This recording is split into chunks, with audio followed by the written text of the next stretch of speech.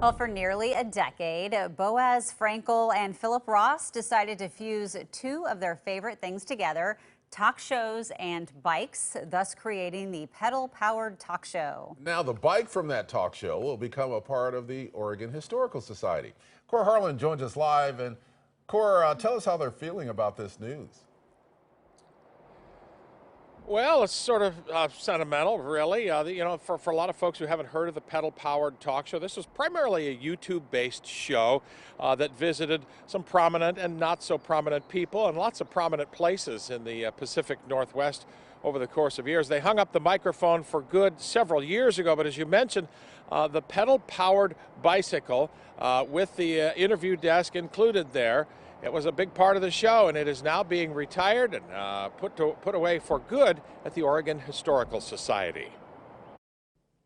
All right, another chapter goes into the history books at the Oregon Historical Society today as they receive a show that has been a show and a bicycle that has been popularized mainly on YouTube, that being the pedal-powered talk show with Boaz Frankel to my right here, Phil Ross to the left, the two principals on this show. And again, this is the bicycle, this is the show.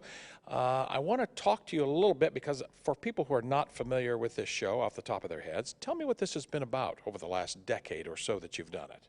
Well, the Pedal Powered Talk Show is a talk show that we built into a bicycle. So basically, it was sort of like a standard late-night style talk show and would interview cool folks in Portland or people passing through Portland or Oregon. But instead of them coming to our studio, we would come to them. So whether we're interviewing, a rafter going down the Rogue River, we'd be on that river going down the raft with them, interviewing them, or would be on the side of a canyon or on the top of a roof or inside a theater or inside, Memorial Coliseum. So we go to the action. We're here at Archie McPhee in Seattle. For the first time ever, we took our bike desk to Seattle. Cool way to see where people are and where we live and all the rest of that. And Phil, you used to build these bicycles, and I noticed that you've taken a little inspiration from the Tonight Show, the Johnny Carson show, with this walnut facing on the desk. That's right. Nobody beats Johnny, right? Nobody beats Johnny. You know that. That's perfect. Would it be possible for me to steer the boat for a little bit? Do you have a license?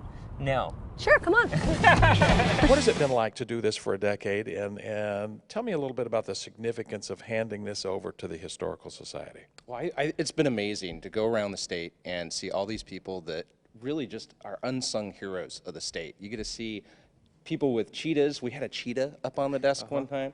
We get to see rodeo clowns, people that dress up as Darth Vader and ride unicycles around town with flaming bagpipes, you name it.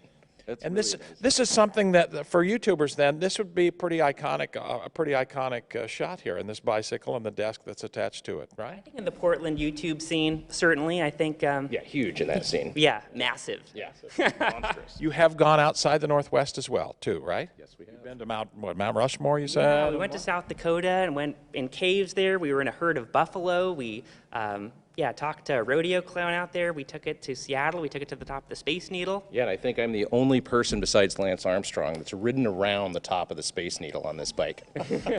Let's wrap this discussion up a little bit by talking about what this will be like this afternoon at, I guess, 4 o'clock. You're handing this over to the Historical Society. Both of you, give me 20 seconds or so on what that will be like to take this for the final ride. Well, I'm going to have to hydrate because I'm going to be crying a lot, I'm sure.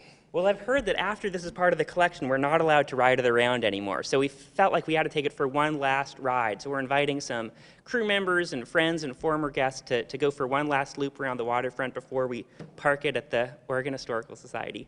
Been cool. Thank you for sharing with us a little bit here. I love the walnut desk. This is Johnny Carson would be proud of this desk, put forward by the pedal-powered talk show, whose signature bicycle and desk will go into the halls here at the Oregon Historical Society beginning this afternoon.